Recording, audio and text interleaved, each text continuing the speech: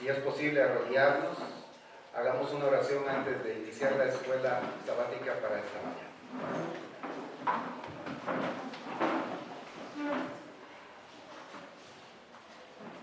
Bendito Señor, ha llegado el momento de poder abrir tu palabra, de poder meditar en ella.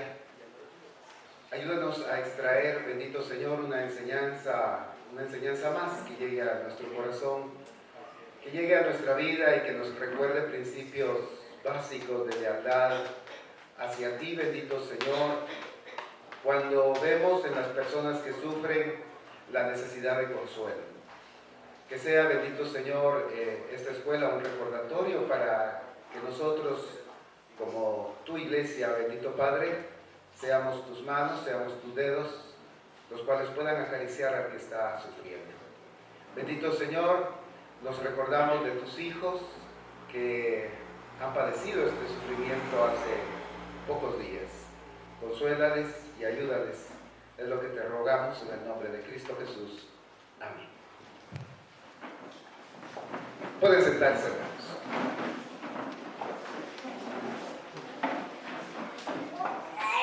Seguimos trabajando, hermanos, allá en el segundo libro de Samuel. Y nos corresponde una lección por demás interesante, donde quisiera invitarle a participar como es costumbre. Y el título es El rey se turbó y lloró, lo cual lo dice de David. David, el rey de Israel, se turbó y lloró. Había tenido ya varias pérdidas, varios hijos habían muerto, pero en esta oportunidad tendremos el momento, hermanos, propicio para estudiar, meditar en un hijo particular. No diríamos especial porque creo que sería mucho. Un hijo particular. La rebelión, hermanos, ya se había gestado. Si usted recuerda, ahí nos quedamos hace 8 días. Este hijo, precisamente Absalón, del cual hablo, se había rebelado contra su padre, David, y había tomado posesión del reino allá en Jerusalén. Lo último que vemos haciendo a este muchacho es cumpliendo las palabras del profeta Natán, yendo a Jerusalén y teniendo relaciones con las concubinas que David había dejado para cuidar al padre. Una cosa desagradable, que además de eso se hizo a vista de todo el pueblo. Ahí dejamos la historia hace 8 días, si usted recuerda, en la escuela que antecedió. Hoy retomamos de ahí, repito, ya la rebelión está consumada, Absalón reina y David huye. Y es un momento clave, un momento de decisiones, y donde el rey, como vamos a ver en esta mañana, el rey usurpador Absalón tiene que tomar esas decisiones, y para ello pues toma el consejo de 2 personajes. Uno se llama Ahitofel y el otro se llama Husai. De estos dos personajes vamos a platicar por unos instantes. Si alguien aprendió el verso de memoria, es el momento para decirlo. Hablaba acerca de ese dolor que David sintió con la pérdida finalmente de su hijo Absalón. ¿Alguien desea decirlo? ¿Alguien desea leerlo en la escuela? Aquí en la escuela aparece parte de ese verso. ¿Alguien desea leerlo? A ver, un hermano, una hermana que tenga escuelita sabática, que pueda leernos el texto para memorizar. Hermano Angelito, por favor. Dice así: Hijo mío, Absalón, hijo mío, Absalón, ¿quién me diera que muriera yo en lugar de ti? Absalón, hijo mío, hijo mío. Prefería David morir él, ¿verdad?, antes que Absalón, su hijo al cual amaba. Objetivo de la lección de hoy: recordar que podemos llorar ante el sufrimiento que causa la pérdida de un ser querido, porque descansamos en el consuelo de Dios y la esperanza que Dios ofrece. Tal vez en algún momento la iglesia predicó que no había que llorar. Tal vez se dijo que había que tolerar, hermanos. Pero no, la lección de hoy nos va a enseñar que aún el rey se turbó y lloró. Pero ese será el resultado final. Yo les invito a que vayamos al segundo libro de Samuel y podamos introducirnos al análisis del tema. Vamos a ver antes que a David y Absalón a dos personajes, repito, Ahitofel y Husai. Ahitofel, en lo que usted busca el segundo libro de Samuel, capítulo 17, era el consejero real. Ese era Ahitofel. Lo voy a anotar acá. Ahitofel era el consejero.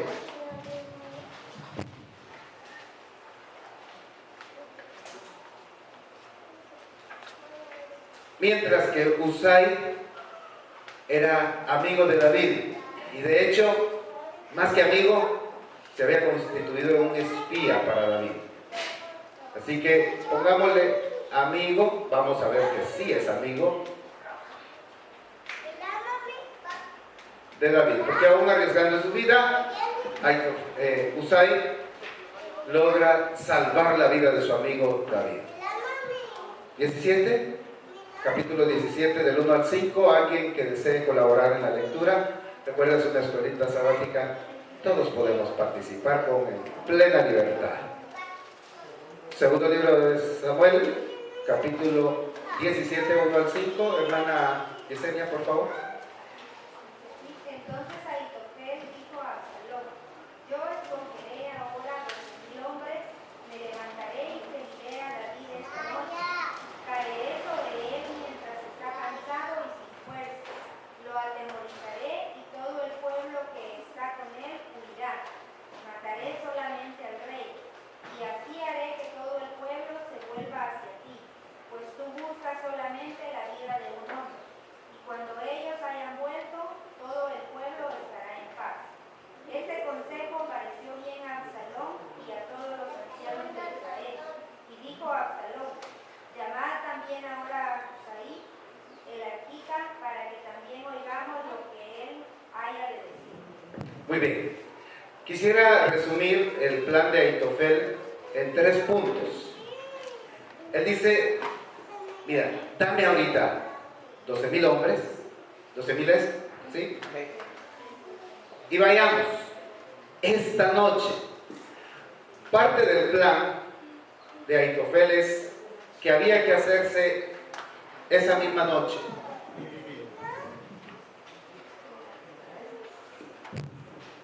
O dirían a los que son entendidos en guerras, el elemento sorpresa.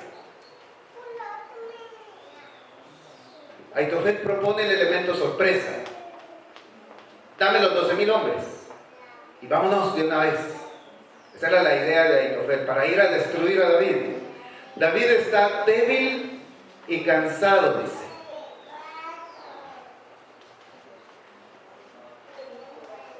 Y el objetivo que iba a tener ese grupo dirigido por Ahitofel, el consejero real, que por cierto también fue consejero de David, pero ahora como consejero del rey usurpador Absalón, es ir esa noche, o sea, aprovechar el elemento sorpresa, ver que ellos, aprovechar que ellos están débiles y cansados, y además de eso, solo matar a David, lo que se llama un magnicidio. Así se le llama eso, matar al rey, matar a David. Él no pretendía sojuzgar a todos los que se habían ido con David. Recuerde usted en nuestra lección de hace 8 días que al salir David de Jerusalén, iban muchos con él y muchos otros se le agregaron en el camino. De hecho, él despachó a algunos que le iban a servir de espías, como buen jefe, David, entendido en cuestiones militares. Envía a varios de regreso, envía a los sacerdotes y envía a su amigo Husai. Husai también andaba por ahí en el reinado de Absalón en ese mismo día, y él es parte de los espías. otra parte de los espías eran los hijos de los sacerdotes, como vamos a ver esta mañana. David entonces conforma un equipo que va a estar ahí a la par de Absalón, viendo sus movimientos. Y lo que se le propone a Absalón en el momento que estamos describiendo es ir con el elemento sorpresa esa misma noche, aprovechando que David está cansado, y matar únicamente al rey.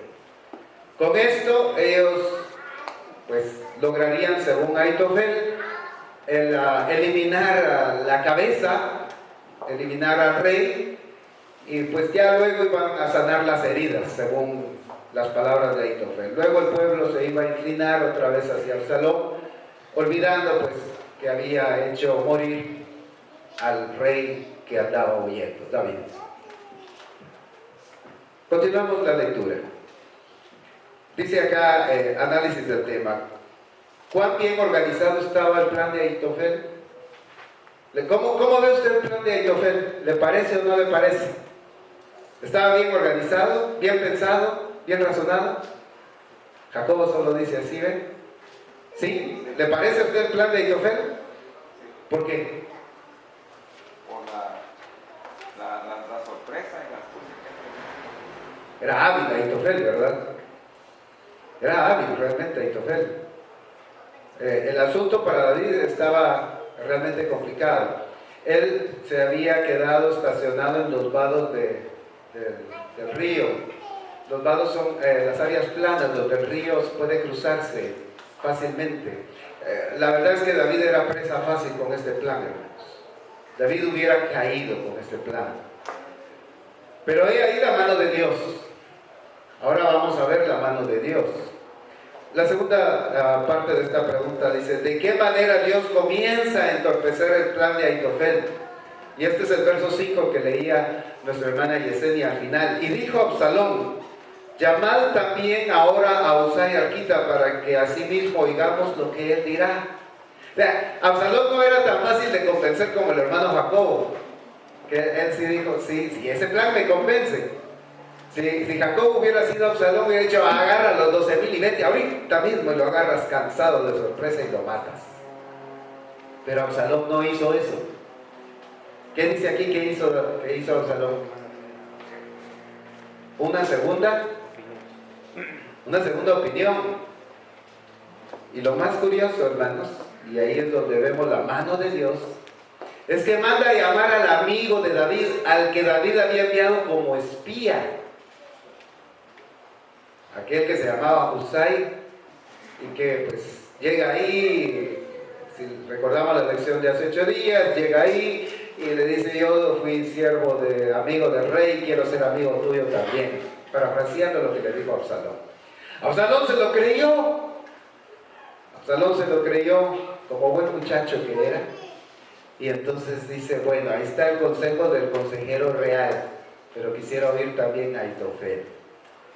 Ahora, viene Husai y dice lo siguiente. ¿Alguien puede leernos del 6 en adelante hasta el versículo 22? ¿Algún hermano, alguna hermana? Hasta el versículo 14 puede ser, para que vayamos por partes. ¿Alguien? Adelante, hermano Raulito, por favor, del 6 al 14. Cuando Husai vino a Absalón, le habló a Absalón diciendo: así ha dicho Ahitofel, ¿seguiremos su consejo o no? Di tú. Entonces Husai dijo a Absalón: el consejo que ha dado esta vez Ahitofel no es bueno.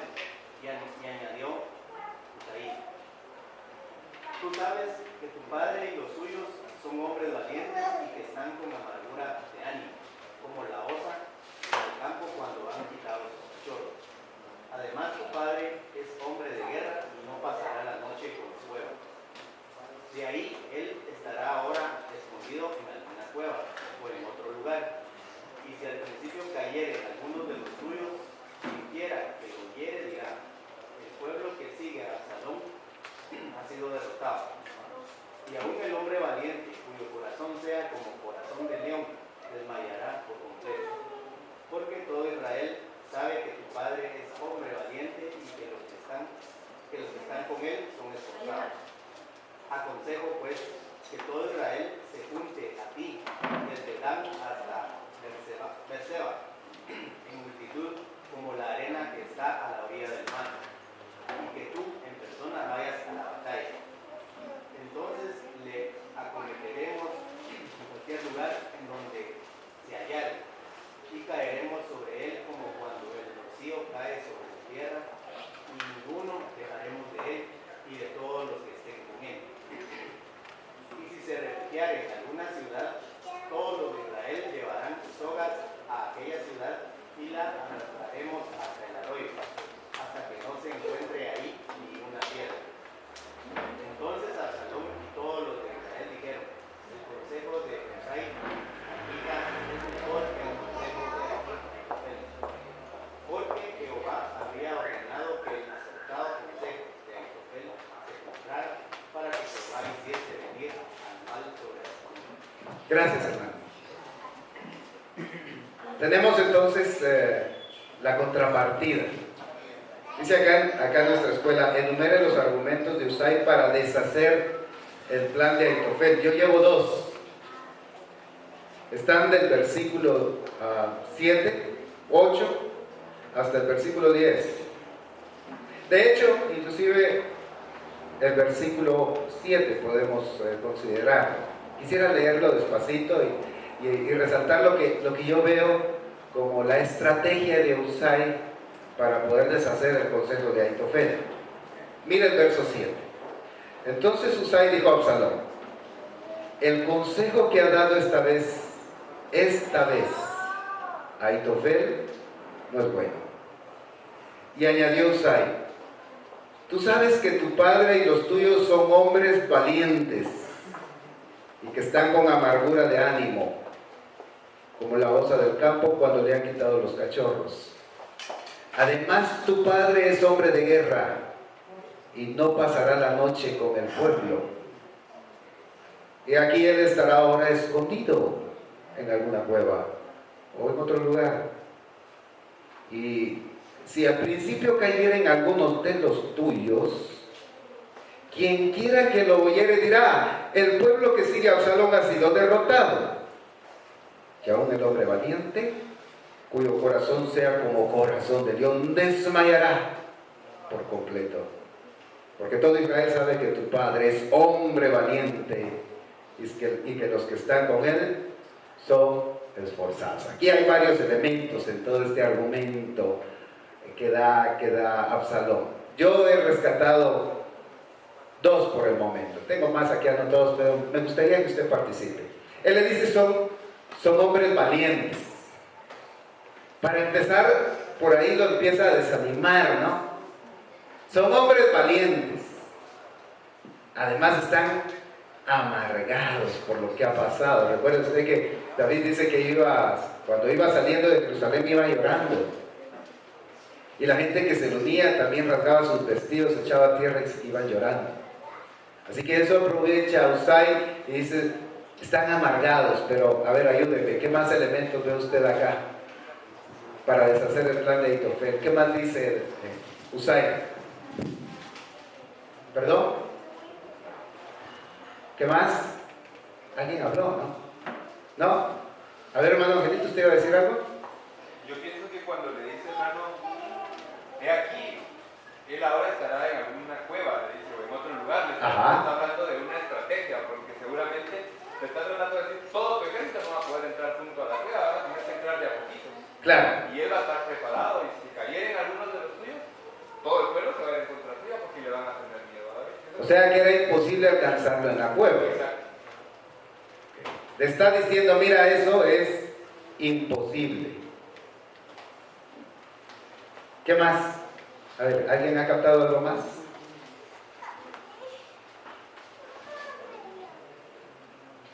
A ver, veámoslo otra vez para que nuestra mente empiece a trabajar. El consejo que ha dado esta vez Ahitofel no es bueno. Para empezar en ese pasaje, ¿no ve usted algo ahí? Esta vez. ¿Y las veces anteriores?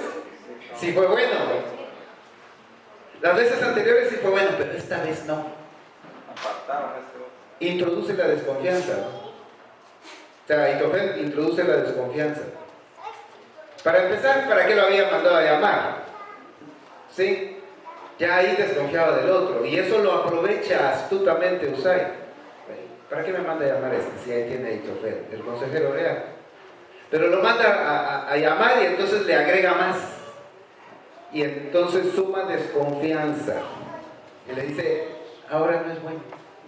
Antes sí, pero hay desconfianza, más desconfianza.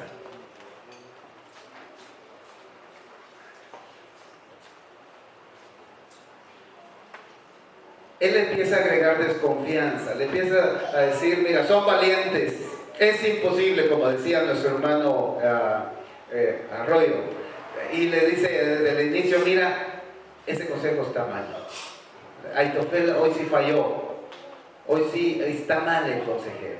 Sigamos leyendo. Tú sabes que tu padre y los tuyos son hombres valientes, ya lo pusimos, y que está en amargura de ánimo como la osa del campo cuando le han quitado los cachorros. Además, tu padre es hombre de guerra y no pasará la noche con el pueblo, estará escondido en una cueva, como decía nuestro hermano Angelito, en otro lugar. Y lo que sigue.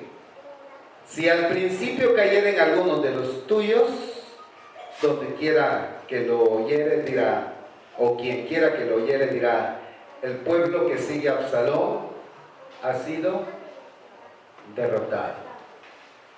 ¿Cómo ve usted ese nuevo argumento? ¿Perdón? ¿Alguien habló? ¿No? Si cayeren a alguien de los tuyos, desánimo.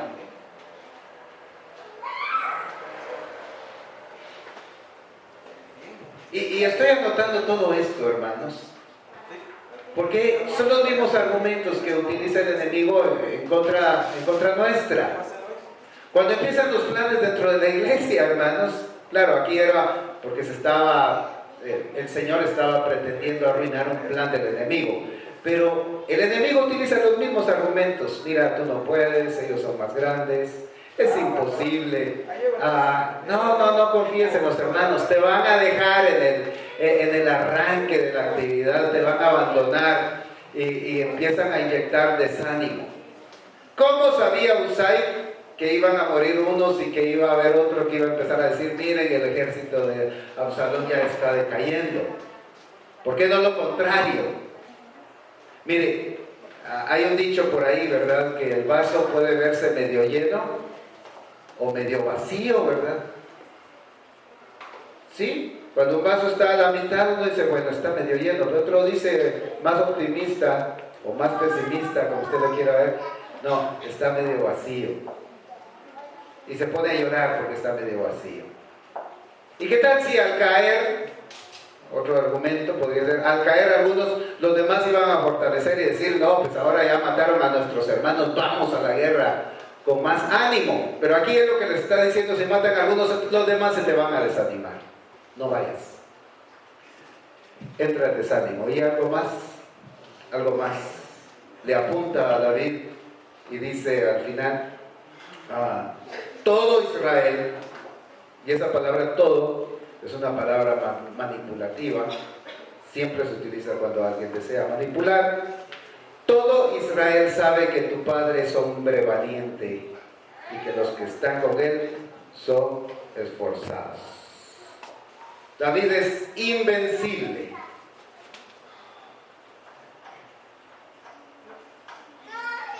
David es invencible. Es lo que le está diciendo. Y sus amigos, los que andan con él, también. Qué consejitos esos, ¿verdad? Pero al fin y al cabo, Absalón era un muchacho. Y lo curioso es que se dejó guiar por el plan de este muchacho. El plan de Husay era diferente. Veamos el plan de Husay. Voy a ponerlo porque el otro no me quiere pintar. Versículo siguiente. Dice aquí, versículo 11. Aconsejo pues que todo Israel se junte hacia ti. Primera parte del plan. Juntar a todo Israel. Juntar a todo Israel. ¿Cómo ve usted eso en relación al plan de Ahitofel? Aquí él decía, esta noche, ahorita, dame 12 y vámonos.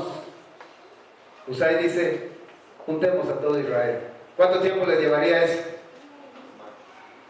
Realmente el país es pequeño, ¿no? Como El Salvador, que es pequeño, nuestro país hermano, pero ¿cuánto tiempo les llevaría, hermanos? ¿Lo podrían hacer rápido?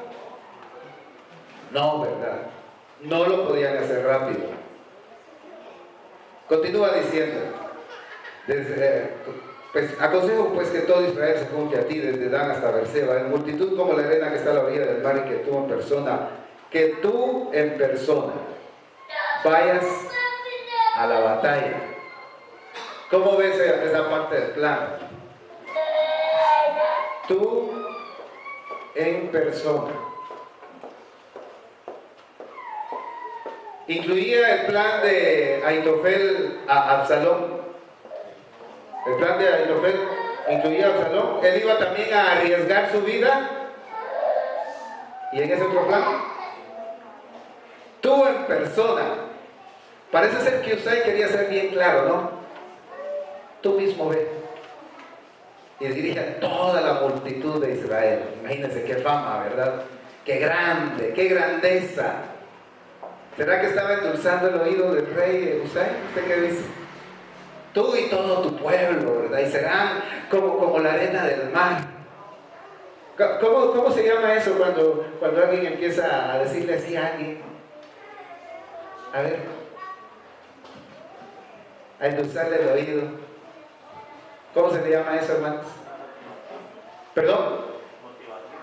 Motivación. Pero hay algo más.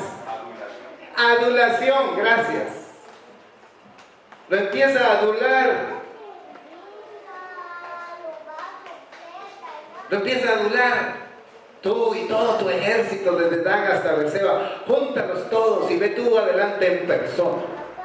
Ve y mata a David. Plan del Señor, continúa diciendo. Entonces, le acometeremos en cualquier lugar a donde se hallare y caeremos sobre él como cuando el rocío cae sobre la tierra. Mire, sigue hablándole de grandeza, del poder que ahora este muchacho tenía, y le sigue endulzando el oído, lo sigue adulando.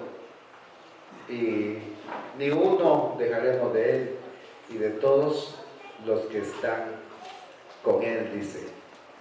Además, si se refugiara en alguna ciudad, note el 13, si se refugiara en alguna ciudad, todos los de Israel llevarán sogas a aquella ciudad y la arrastraremos hasta el arroyo, hasta que no se encuentre allí ni una piedra.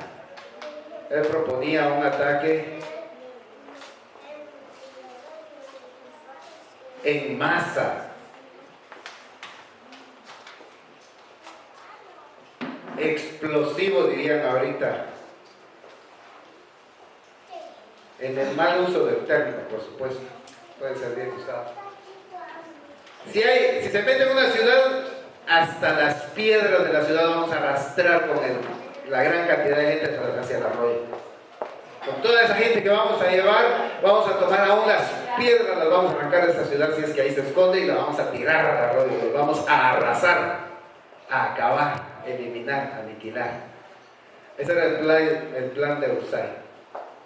¿Cómo lo ve usted? Bueno, aquí nos pregunta, enumere los argumentos de Husai para deshacer el plan de Ahitofel. Pues ya lo vimos, lo empieza a desanimar, a introducir desconfianza, desánimo, le dice es invencible, es imposible, no se puede. Y luego pues da su plan. Dios transforma el plan de los malvados, dice el inciso 2. ¿Qué había atrás del plan de Dios por medio de Husai? Recuerda el capítulo 5, verso 2. ¿Alguien puede leer el 5.2? Aquí mismo, 5.2. ¿Qué había atrás de este plan, hermanos?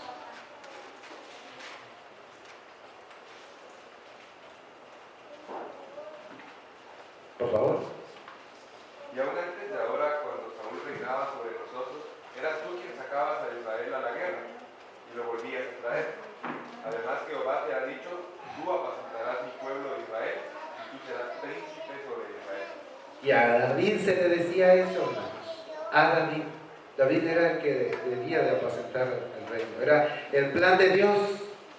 Ese era el plan de Dios. El otro no era el plan de Dios. Que Absalón estuviera reinando ahí en Jerusalén no era el plan de Dios.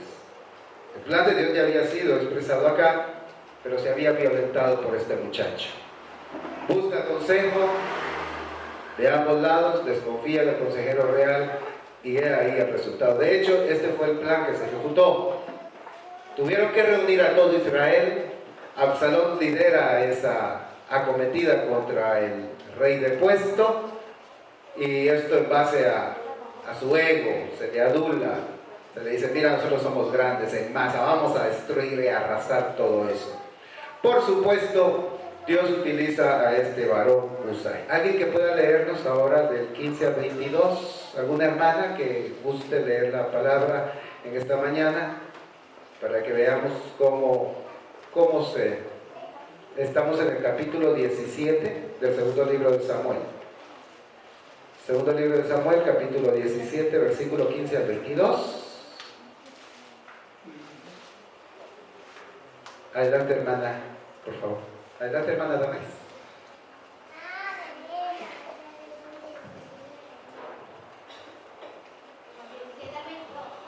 Nos corresponde del 15.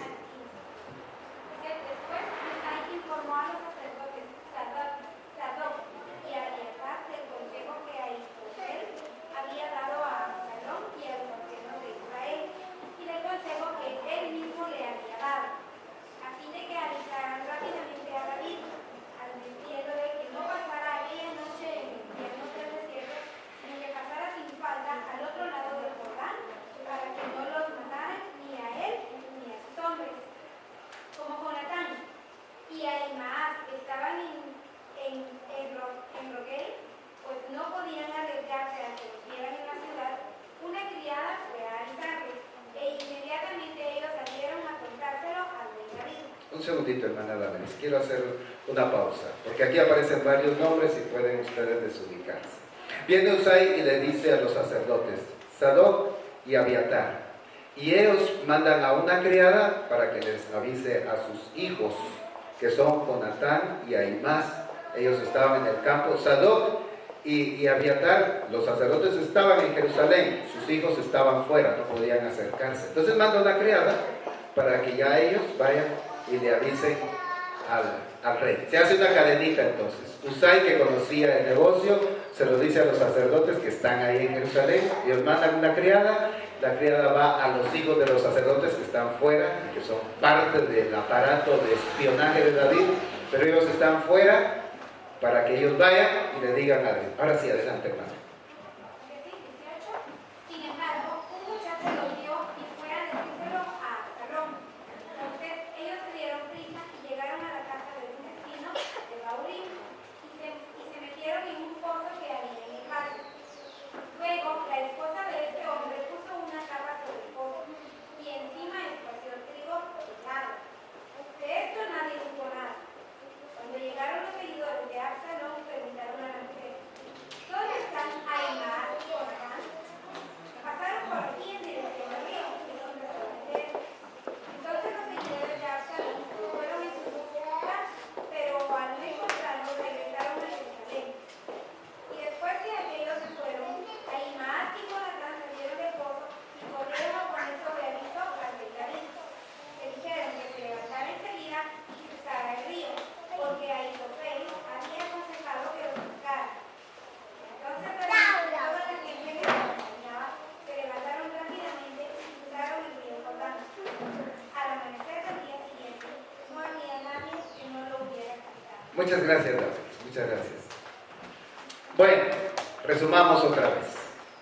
Usai, que sabía bien del plan y cómo iba a actuar Absalón, habla a Sadoc y Abiatar, los sacerdotes. Ellos estaban en Jerusalén y les narra, les dice cómo está el asunto. Ellos sabían dónde estaban sus hijos, fuera de Jerusalén. Envían una criada. Cuando llega ahí ellos salen huyendo, pero los ve un muchacho. y da aviso a los de Absalón, y los de Absalón, sus criados, salen persiguiendo a estos dos, Jonatán y su compañero que se llamaba, ya se me fue por un instante, perdón, Ahinás, ¿verdad? Ahimás, Jonatán y Ahimás. Y los van persiguiendo, se meten en un pozo, en una casa, y ahí la mujer viene, disimula que ellos están ahí, pone el producto ahí, y cuando ellos llegan le dicen, no, ya se fueron. Los van a buscar y regresan a Jerusalén con las manos vacías. Salen los muchachos de su escondite y se van a avisarle a David. Pregunta acá, la escuela. Reflexione. ¿Cómo suman esfuerzos sacerdotes y mujeres anónimas? De hecho, de la mujer no se dice el nombre, para favorecer la vida del rey. Y yo le agregaría, ¿cree usted que ellos eran instrumentos de Dios, puestos en el lugar preciso, en el momento preciso, y que todo obedecía al plan de Dios para rescatar la vida de David? Pues increíblemente sí, hermanos. Así era. No era casualidad, hermanos, que aquellas mujeres, sobre todo las anónimas, las que no aparecen ni su nombre ahí escrito, fuesen las que tenían o tuvieron un papel protagónico. David sabía de Sadoc, Abiatar, Jonatán y Ahimás, de ellos sabía bien, pero nunca se imaginó que además dos mujeres iban a intervenir en este negocio. La criada de ellos que le va a avisar a los muchachos y la mujer que los esconde. Así es Dios, ¿verdad, hermanos? Y el asunto aquí dice, reflexione acerca de eso. ¿A cuántos no usó Dios para traernos a nosotros a la iglesia, hermanos? ¿A cuántos habrá movido, hermanos, para salvarnos la vida? Porque aquí estaban salvando la vida de David, del rey. Eso era lo que todo este grupo de, ¿cuántos? Dos y dos más, 6 personas estaban haciendo. ¿Sí? Los sacerdotes, 7 personas con Usai, los sacerdotes, la criada, los hijos de los sacerdotes y la mujer que los escondió. 7 personas. ¿A cuántas personas usó el Señor para salvarlo a usted? A ver, ¿verdad? 7 también, dice allá Rodriguina. Tal vez más, tal vez menos, pero tal vez más. Gloria a Dios por eso, ¿verdad? Aquí se ve, hermanos, ese plan de Dios a favor, en este caso de David, su hijo, su siervo, su rey, su pastor, el pastor de sus ovejas, al cual estaba protegiendo de una manera maravillosa, y podemos reflexionar en que nosotros también. La muerte de Aitofel. ¿Qué pasó con este hombre? Porque su plan, Usai se encargó de echarle tierra ahí y lo arruinó como consejero. No tomaron su consejo. Tomaron el consejo de Usai, y en lo que reunían a toda la gente, esa multitud como la arena del mar, David pudo escapar gracias a la ayuda de estas 7 personas. Ahora, ¿qué pasó con Aitofel? ¿Alguien que nos lea el 17:23? ¿Algún varón? 17:23. ¿Alguna hermana? A ver. ¿Alguien? Adelante, hermana Erla, gracias. Viendo que no se había seguido su consejo, enalbardó su asno y se levantó y se fue a su casa, a su ciudad, y después de poner su casa en orden, se ahorcó y así murió y fue sepultado en el sepulcro de su padre. A ver, ¿a quién les recuerda ese Aitofel? ¿Quién más se ahorcó en la escritura? Judas. Pues a Judas. O tal vez Judas se acordó de Aitofel, que es lo lógico, ¿no? Porque Aitofel es antes, Judas después. ¿Qué otra coincidencia hay aparte de que se ahorcaron? A ver, ¿qué otra coincidencia hay? Que eran traidores los dos, hermanos. Tanto Aitofel como Judas eran traidores.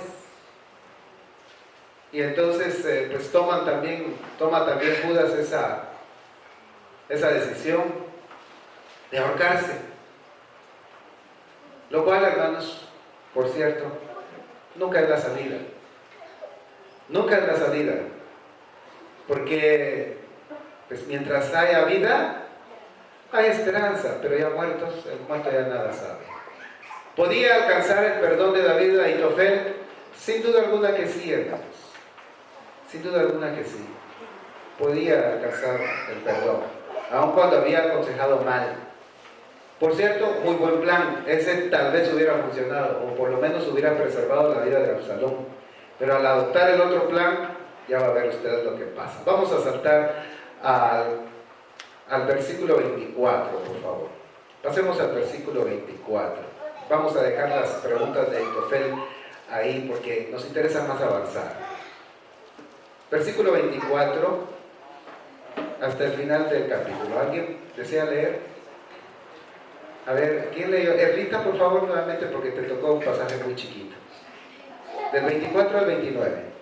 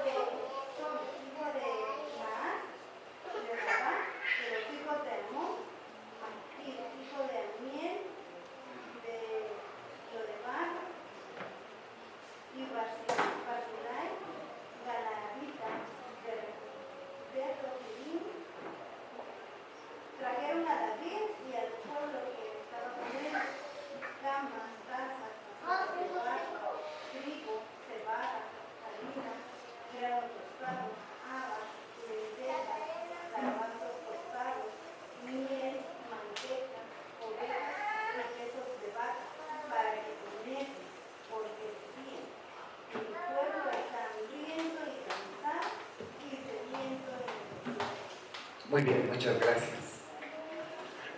No todas las cosas son malas, ¿verdad, hermanos?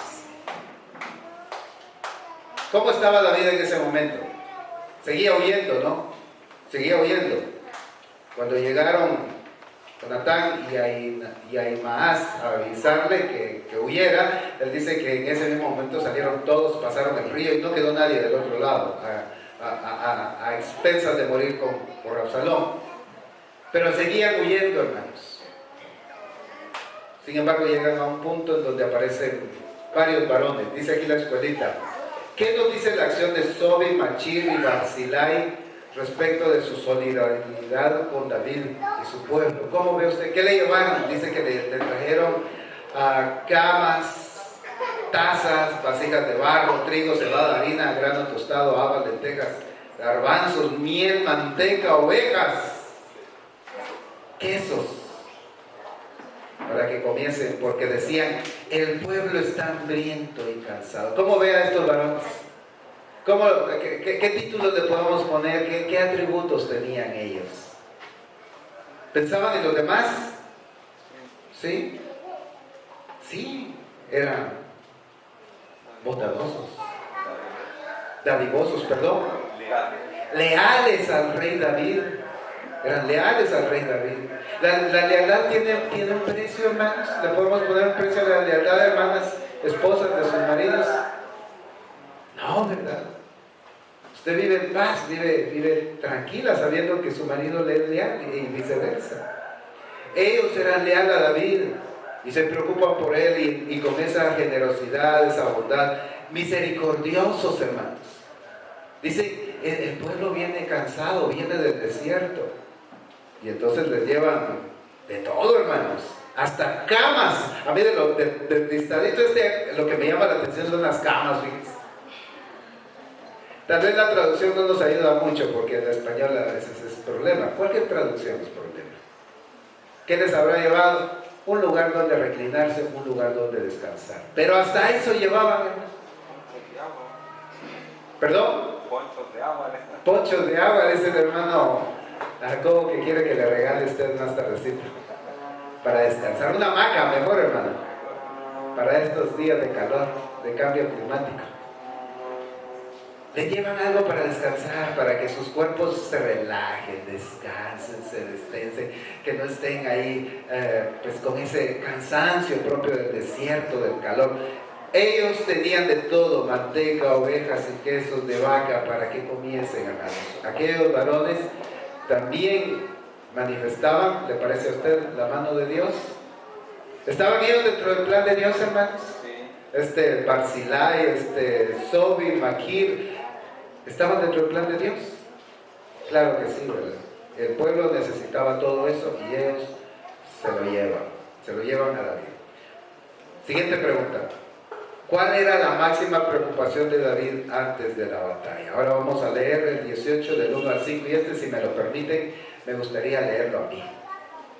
David pues pasó revista al pueblo que tenía consigo, pues ya habían descansado, habían comido y bueno, prepararse para la batalla. Absalón ya venía, le había llevado tiempo juntar a todo el pueblo, pero lo juntó. Al fin iba en persona y pues ya la adulación de Usai había surtido efecto. Ahí iba Absalón y a David lo que le resta es defenderse.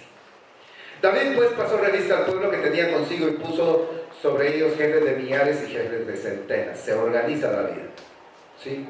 Él no va a lo loco a la batalla. Él se organiza, planifica, lo piensa. Así como debemos actuar nosotros, hermanos. Detenernos y meditar, pensar, ¿qué es lo que tengo que hacer? Y él los organiza. Y envió David al pueblo una tercera parte bajo el mando de Joab. Una tercera parte bajo el mando de Abisai, hijo de Sarvia, hermano de Joab. Y una tercera parte al mando de Itaí, Geteo. Y dijo el rey al pueblo: yo también saldré con vosotros. Pero ahora mire aquí el asunto. Mas el pueblo dijo: no saldrás, porque si nosotros huyéremos, no harán caso de nosotros. Y aunque la mitad de nosotros muera, no harán caso de nosotros. Mas tú ahora vales tanto como 10,000 de nosotros. Será pues mejor que tú nos des ayuda desde la ciudad. Quédate en la ciudad. Igualitito el consejo de Usai, ¿verdad? No, tú irás personalmente y le sube el ego a aquel muchacho, ¿verdad? Entonces el rey dijo: yo haré lo que bien os parezca. Y se puso el rey a la entrada de la puerta mientras salía todo el pueblo, de 100 en 100 y de 1000 en 1000. Iban ordenados los del ejército de David, 100 hermanos. Era una actividad bien organizada, planificada. Y el rey mandó a Joab, a Abisai y a Itai diciendo, o sea, a los jefes. Recuérdense que puso 3 jefes, 3 grupos. Uno era Joab, otro era Abisai su sobrino y otro era Itai, que no era ni israelita, según recuerdo. Diciendo: tratad benignamente por amor de mí al joven Absalón. Y todo el pueblo oyó cuando el rey dio orden acerca de Absalón a todos los capitanes. ¿Qué quería David con Absalón? ¿Salvarle la vida o matarlo? Quería salvarlo, hermanos. Quería salvarlo. Porque era rebelde y había tomado posesión de Jerusalén, así con ese acto tan desagradable inclusive de acostarse con sus concubinas, lo andaba persiguiendo, etc. Pero aún así David tenía ese sentimiento de cuidar a su hijo. Y le dice: tratad, dice acá, benignamente por amor de mí al joven Absalón. A ver, ¿qué opinión le merece esto? ¿Cuándo dejamos de ser padres, hermanos? Nunca, dice mi hermana acá. De veras, nunca dejamos de ser padres, aunque tengan 18 años, digo: ya salí de mis hijos. Yo he oído esa expresión: ya salí de mis hijos, yo ya no tengo hijos. ¿Es cierto eso, hermanos? A ver, hermano Jacob, usted que peina algunas canas ya. No, hasta que ¿No? se muera uno o se muere el hijo. Vaya. Ahí terminó el papel. Ahí terminó el papel, ¿verdad? ¿David era papá? Claro, era papá. Y seguía pensando como papá. El problema es que Joab no pensaba lo mismo. Joab pensaba como guerrero. Y él sabía que a quien había que matar, ¿quién era? Es Absalón, hermanos. Matando a Absalón, se acababa todo. O como dice un dicho feo por ahí en la calle, que casi lo escuché desde acá arriba, muerto el perro. Algo así, ¿verdad? Pero feo el asunto ese para aplicárselo aún inclusive a Salomón. Pero eso era lo que había que hacer, definitivamente. David lo sabía y por eso les llama y delante de todos les dice: traten con benignidad a mi hijo. Y todos dice aquí que lo escucharon, todo el pueblo.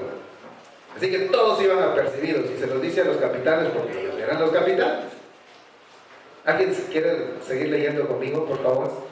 Lo que continúa, por favor. Versículo número 6 al 19. Perdón. El 6 al 16. ¿Alguien? Ahí atrás, aquí adelante. Perdón, Meray. Adelante, hermana, perdón. Luego a ti. Del 6. Yo me quedé en el 5, ¿verdad? ¿No? Sí, yo me quedé en el 5. Versos 6 al 16, por favor, hermana. Salió pues el pueblo al campo contra Israel y se libró la batalla en el bosque de Seir. Y allí cayó el pueblo de Israel delante de los siervos de David. Y se hizo ahí en aquel día una gran matanza de 20,000 hombres. Y la batalla se extendió por todo el país y fueron más los que destruyó el bosque aquel día que los que destruyó la espada. Y se encontró Absalón con los siervos de David, e iba Absalón sobre un mulo, y el mulo entró por debajo de las ramas, espesas de una gran encina, y se le enredó la cabeza en la encina, y Absalón quedó suspendido entre el cielo y la tierra, y el mulo en que iba pasó delante. Viendo uno avisó a Joab diciendo: he aquí, que he visto a Absalón colgado de una encina.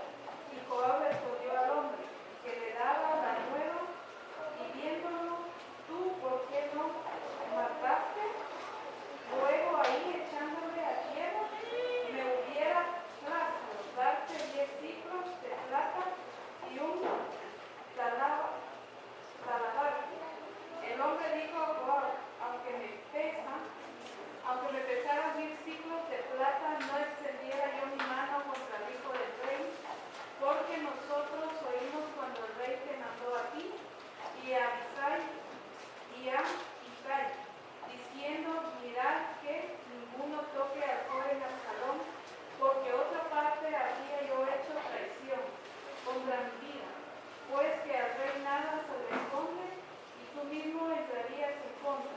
Y respondió Joab: no malgastaré mi tiempo contigo. Y tomando 3 dardos en su mano, los clavó en el corazón de Absalón, quien estaba aún vivo en medio de la encina. Y 10 jóvenes escuderos de Joab rodearon e hirieron a Absalón y acabaron de matarlo. Entonces Joab tocó la trompeta y el pueblo se volvió de seguir a Israel, porque Joab detuvo al pueblo. Muchas gracias, hermana.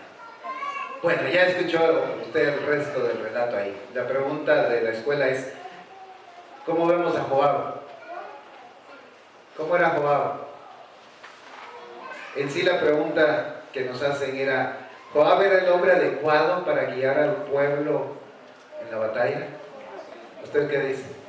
¿Era o no era? ¿Por qué no? No había sido sujeto. ¿Sí? Se estaba rebelando contra el rey.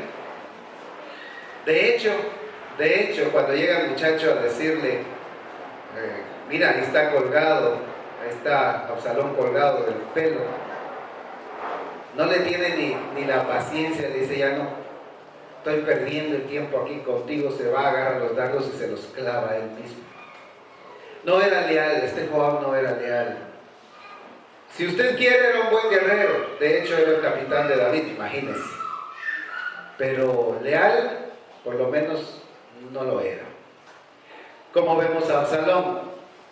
Esto es la siguiente pregunta. ¿Cómo muere Absalón? ¿De qué?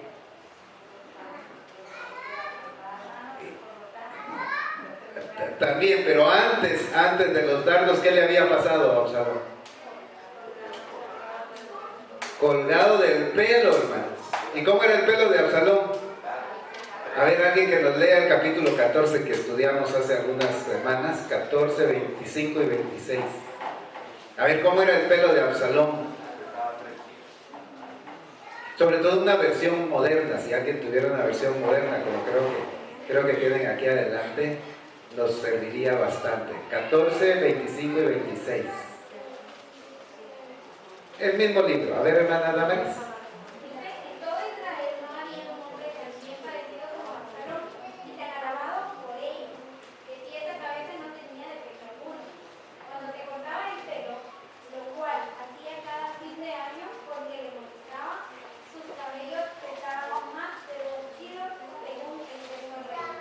Más de 2 kilos. Wow, dice la hermana Damaris.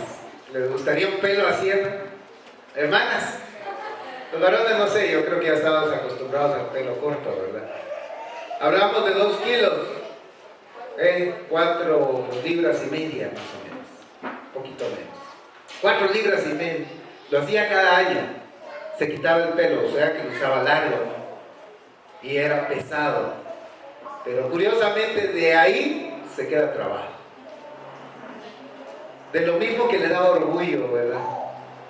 De lo mismo que decían, oh, qué muchacho tan simpático. De los pies a la cabeza no hay ni uno que se le parezca. Es precioso. Pero del mismo pelo, dice acá, que queda colgado de la encina. Vayamos a Proverbios 16, 18. Texto precioso que nos da aquí la escuela. Alguien que le guste leer los proverbios. ¿A quiénes les gustan los proverbios? Alguien que nos lea Proverbios 16, 18. Por favor, hermana Melay.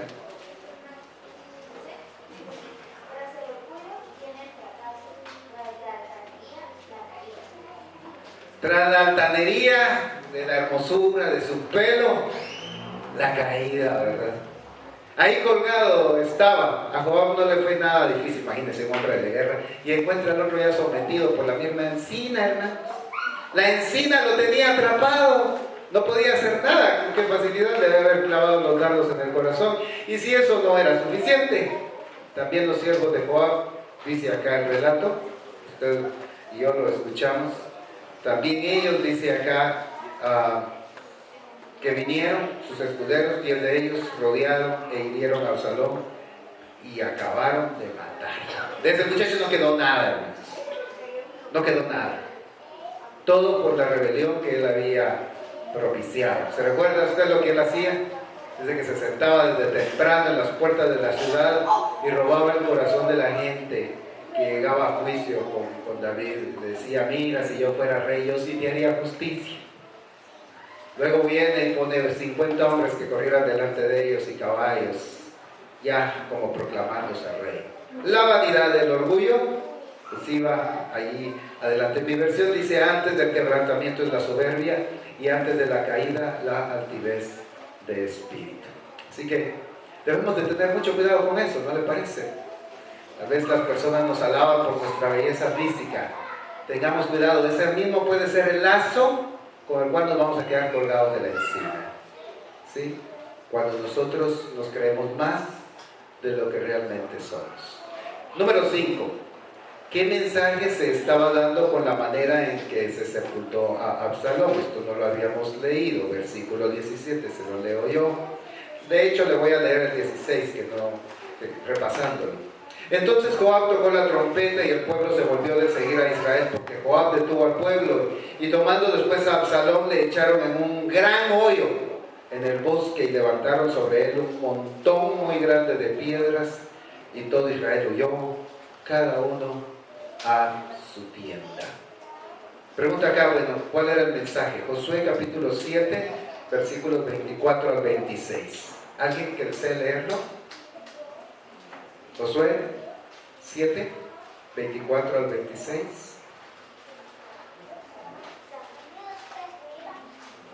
También hay otra cita, siempre Josué, en el 8, 29, pero con una que leamos. Una hermana de Erla, por favor.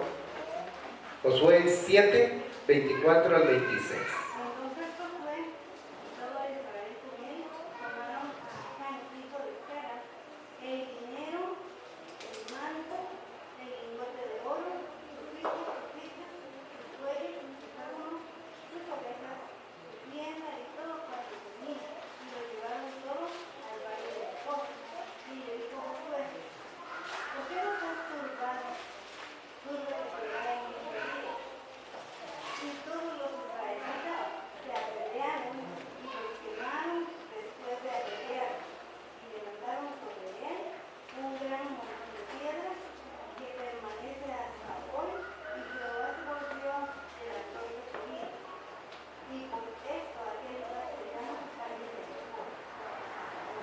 Gracias, hermana Erlita, muy amable.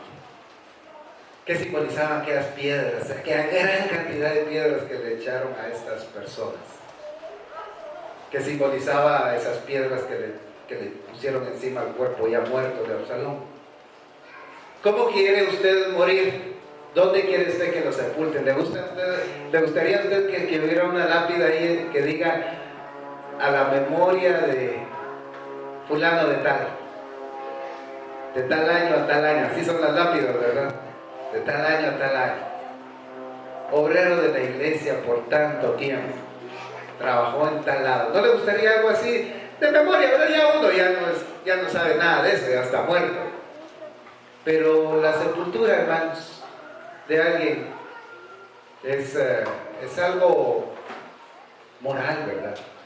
Es algo emocional, algo que va con nuestros principios. ¿Cómo le gustaría a usted que lo recordara? ¿Como un perverso o como alguien que vivió una vida cristiana digna? ¿Cómo? ¿Cómo era Absalón recordado? Según los ejemplos de los que amontonaron piedras ahí, ¿como un perverso o como una persona digna? Es tristemente como alguien perverso, ¿verdad? Como este ejemplo aquí en Josué. Mejor ni nos acordamos de él, ahí está el montón de piedras. Ni sacarlo podían. A Absalón hasta en un pozo lo metieron. Si encontraron, dice, un gran hoyo ahí en el bosque, ahí lo echaron y de ahí le empezaron a echar piedras. Y va piedra, y va piedra. ¿Quién lo iba a sacar de ahí para darle cristiana sepultura, dirían hoy en día, verdad? ¿Quién lo iba a sacar de ahí, hermano? Ahí donde cayó, ahí buscaron el hoyo en ese mismo bosque y ahí lo enterraron. Pues bueno, dice acá qué mensaje se estaba dando, hermanos. Para mí el mensaje es: Absalón no es digno de una sepultura memorable. Los hijos de los reyes, hermanos, los príncipes, ellos merecían un lugar especial, ¿verdad? Usted sabe que aquí en nuestro país usted va al cementerio general y pues hay grandes mausoleos para personalidades. ¿Cuál sería el mausoleo de Absalón? No existía. Un montón de piedras ahí en el bosque. No era para recordarlo. Su vida no era para eso. Pregunta número 6, ya en la página 33, si usted me va siguiendo, acá sí lo escucha. Antes de su muerte, Absalón ya sufría las consecuencias de su errónea ambición. Reflexione en los motivos para levantarse una columna. Versículo 18. Regresemos al segundo libro de Samuel, capítulo 18, verso 18. Se lo leo. Y en vida Absalón había tomado y erigido una columna, la cual está en el valle del rey, porque había dicho: yo no tengo hijo que conserve la memoria de mi nombre. Ni siquiera eso tenía. Un sucesor no tenía Absalón. O sea que además que nadie iba a encontrar su sepultura, además de eso ni hijo iba a tener que le sucediese. Lo único que dejó fue esa columna, y llamó aquella columna por su nombre, y así se ha llamado columna de Absalón hasta hoy. Número 7. El rey se turbó, que es nuestro verso de memoria, versículo 33. Vayamos al 33. Entonces el rey se turbó y subió, esto es cuando ya le dan el aviso de la muerte de Absalón. El rey se turbó y subió a la sala de la puerta y lloró. Y yendo decía así: hijo mío Absalón, hijo mío Absalón, ¿quién me diera que muriera yo en lugar de ti? Absalón, hijo mío, hijo mío. ¿Cómo será llorar a un hijo, hermanos? Ha de ser algo indescriptible, ¿verdad? Para quienes lo han pasado, ha de ser algo muy duro. Y algo, hermanos, en donde la iglesia puede hacer mucho. Porque nosotros, como ya dice la aplicación del tema para esta mañana, hermanos, somos o debemos ser una comunidad que consuela. Y no decirle al hermano: mira, hermano, no llore. Al contrario, que se desahogue. La Escritura dice que todo lo que se vive, hermanos, tiene su tiempo. Leámoslo, Eclesiastés, para no decirlo mal y que alguien después nos critique. Dice Eclesiastés capítulo 3. Verso 1, todo tiene su tiempo y todo lo que se quiere debajo del cielo tiene su hora, tiempo de nacer y tiempo de morir, tiempo de plantar y tiempo de arrancar lo plantado, de matar y tiempo de curar, tiempo de destruir y tiempo de edificar, tiempo de llorar y tiempo de reír. Todo tiene su tiempo. Así que a veces llega el momento de llorar, hermanos. Y es ahí donde la iglesia debe de aprender a consolar al que está enlutado. Dice aquí la aplicación del tema. ¿Qué podemos hacer para ayudar a las personas a expresar su dolor y encontrar consuelo, hermanos? ¿Qué podemos hacer?